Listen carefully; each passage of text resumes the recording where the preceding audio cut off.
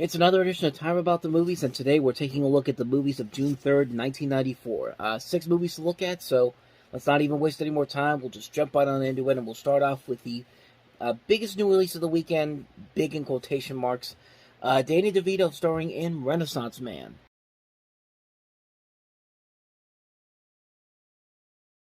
Yeah, this movie didn't do so well, and you can kind of see why. It's basically a mix of Dead Poet Society meets Private Benjamin, but bring in Danny DeVito to star as the teacher instead of Robin Williams. And yeah, this is not a very good movie. And for Penny Marshall, who directed Big and The League of Their Own and Awakenings, this was seen as the major disappointment for her and pretty much everybody involved here. This has a great cast. You've got DeVito, as I mentioned, Gregory Hines, James Remare, Cliff Robertson, Ed Begley Jr., the recruits in here, Stacey Dash, Kadeem Hardison, Richard T. Jones, Mark Wahlberg's in here.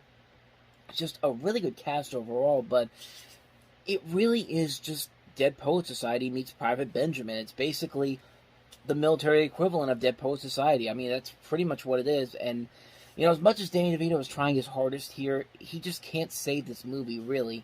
It's a movie that's just really not that intriguing whatsoever. And they actually had the balls to re-release this movie under a different title, an even more generic title, By the Book. They actually re-released this as By the Book, which came out, I believe, in September of that same year, in '94. And yeah, guess what? Didn't fare any better. And I mean, you put it on 17 theaters in the Seattle area, and you think that's going to really change everything around? Yeah, it really didn't. And like I said, it's a shame because Danny DeVito can act his ass off whenever he stars in anything. Like, he can be really funny, but he can be a really good dramatic actor. But even he couldn't save this movie. It's a shame, too, because of all the talent that's involved here, from Penny Marshall as the director to the cast that includes DeVito and all these great names. Just a major, major misfire on so many levels. The fact that they thought that they were going to compete with some of the big summer blockbusters that were coming out at the time. And short answer was they really didn't do it. So let's move on. Let's move on to a slightly better comedy. Woody Harrelson and Kiefer Sutherland starring in The Cowboy Way.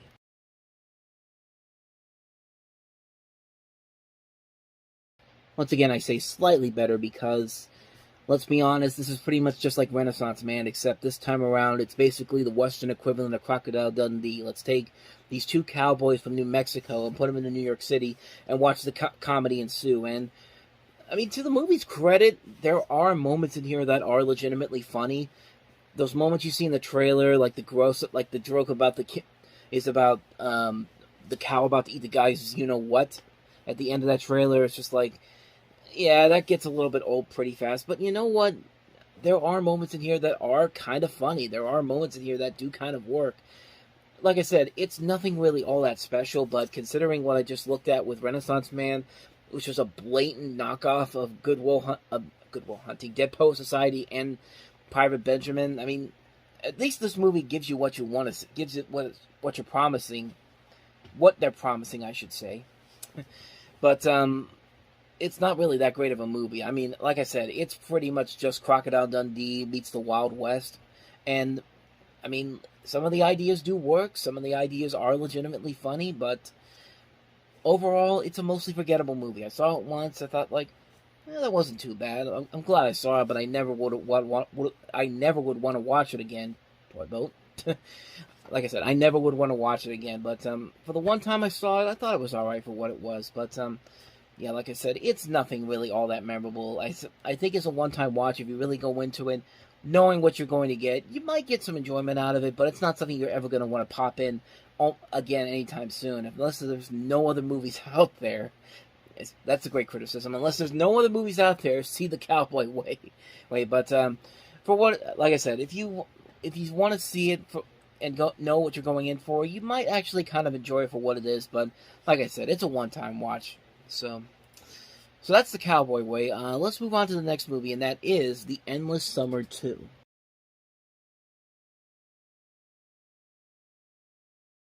So before we talk about this movie, I should honestly say that I'm actually kind of surprised that The Endless Summer has somewhat of a following that's so big that you kind of see it everywhere. If you go down, let me rephrase that. You go down to Ocean City and you see all the surf shops down there, you're surely going to find something related to the Endless Summer. I guess it's kind of a big thing. I guess it is kind of for surfers. It's kind of their Citizen Kane, which again I could kind of see why it is, but yeah, the last time I went down to Ocean City about a couple years ago, and I saw there was a whole bunch of different like Endless Summer stuff. There's shops down there based off of this movie. There's places where you can actually go there and you'll see a bunch of merchandise there. So I guess it does have somewhat of a following that still holds up all these years later. And by the way, that trailer is pure 90s. Like, if you've ever been to the beach in the 1990s, or if you've ever seen a show like Baywatch in the 90s, that's exactly what that looks like, and the beaches look like in the 1990s. And that's really all I got for you, because I've never seen these movies. I've had no real interest to see these movies, but I just find it interesting that this series has had such a significant following, that if you go down to places like Ocean City or some of these beach areas, you'll see these places based off of this movie. Even places named based off of this movie.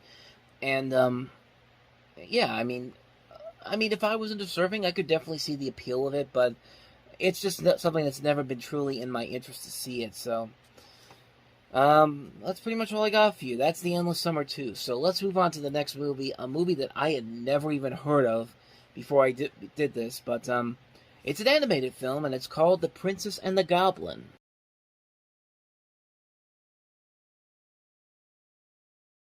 So yeah, this is an animated movie that's really all over the place in terms of its animation. Like, I really don't know what the hell they were trying to go for with the animation. I don't know if they were trying to do something that was... I don't know if they were trying to do something kind of like the Nutcracker Prince, which came out a few years prior, which had all these different weird animation styles to it that didn't connect at all. Because it definitely feels like that in this movie. And I've never even read the original story that this is based off of.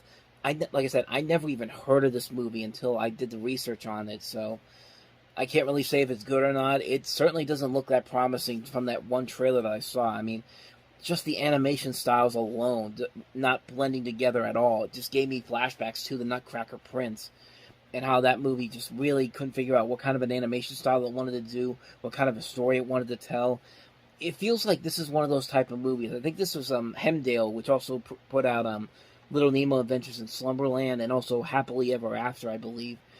And it was one of those movies where one of those studios that was trying to find their own Disney classic, and it honestly didn't work on any level, because I don't think any of these movies ever had lasting followings. I mean, Little Nemo maybe, but even that movie was not all that great. But yeah, that's pretty much all I got for you. I have never seen this movie, so I can't really comment on it. So, I mean, who knows? Maybe it actually is pretty good, or maybe it's not. So, that's The Princess and the Goblin. Let's move on to the next movie, and that is Fear of a Black Hat.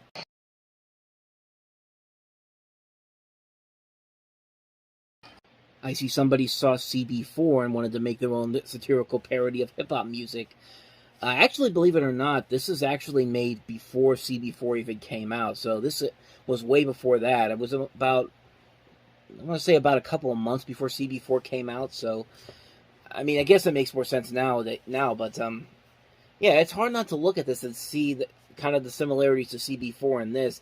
This is basically trying to be a satirical hip gangster rap film, kind of like how This Is Spinal Tap is satirizing 1980s heavy metal music. But I never even seen this movie before. Again, I hadn't even heard about it until I did the research on it. But knowing that this came out before CB4, I wouldn't be surprised if this is actually a lot better than CB4. And I like CB4, but this one, it looks like it is trying to be that equivalent to This Is Spinal Tap. This is supposed to be that type of a movie for the 90s. And I mean, it doesn't look bad. It actually looks legitimately funny, and it's interesting to see some of these names in here, like Mark Christopher Lawrence. If you've never seen him before, if you've never heard of him before, you've definitely seen him before. He's been in stuff like Terminator 2, Judgment Day. You've seen him on Chuck all the time. He's been in various movies. He's a character actor. I've seen him a lot before, and you also have Cassie Lemons in here, who has become a prolific film director at the time. She was in stuff like, I believe she was in Candyman as Virginia Madsen's friend in that movie. But, yeah, that's pretty much all I got for you. But, honestly, this movie doesn't look too bad. It actually looks legitimately good. Some of the reviews I've seen for it are pretty good, so maybe one day I'll definitely check it out. It's not something I'm going to rush out to see, but it definitely has my interest. So that is Fear of a Black Cat. Let's move on to the last movie, and that is The Slingshot.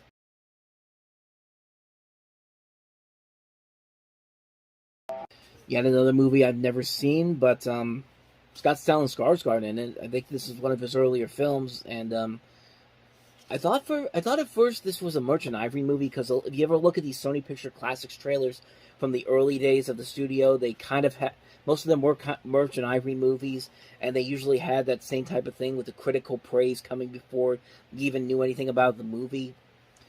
Basically, this is about a 12-year-old boy, a Russian Jew, born from a Russian Jewish mother, and a socialist father, coming of age in 1920 Stockholm. Due to his family's background, he has to become an outcast to those around him, a constant target of bullying by his peers, often humiliated and physically punished by a sadistic schoolteacher in front of classmates. And in retaliation against his tormentors, he steals condoms from his mother's tobacco shop inventory and turns them into crude slingshot weapons, which sounds like a huge step in the... That's like one of those things where you expect to see Ron Burgundy coming on the screen and going, that escalated quickly, because that just sounds so weird. But he falls in love with a neighborhood girl, but as Roland attempts to toughen up and improve his troubled life, he also allies with the wrong group of friends and inadvertently makes him a juvenile offender. So it's a coming-of-age movie set in Sweden. That's pretty much really all I know about it, but that idea of taking these condoms and just making a slingshot weapon out of them is kind of hilarious, honestly. But this is supposed to be taken seriously. It's supposed to be it's a Swedish drama, but I don't know. I kind of want to see it just for that premise alone. Like, it sounds... I want to know how the escalation of that took place. Like, how did he figure out to make slingshots out of that particular thing? That's something I really want to know more about. So maybe one day I'll definitely check it out, but not right now, though. But I will say it is interesting to see just on that premise alone. So anyway, that is The Slingshot. And so on that note, we wrap up another edition of Time About the Movies. Next time we meet, we'll take a look at June 10th with three movies. Three noteworthy movies, including Keanu Reeves, Sandra Bullock, and Dennis Hopper in Speed. We also have the sequel to City Slickers 2, The Legend of Curly's Gold, and also the second film of Krzysztof Kieslowski's Three Colors trilogy, White. So, three movies to look at next time around, and we'll look at those on the next episode. But until then, thank you very much for watching, and as always, if you want to see more videos like this, please hit the playlist on the next page, check out the previous episode, and I will see you guys tomorrow for another episode. So thank you for watching, I'll see you next time, and until then, as always, take care.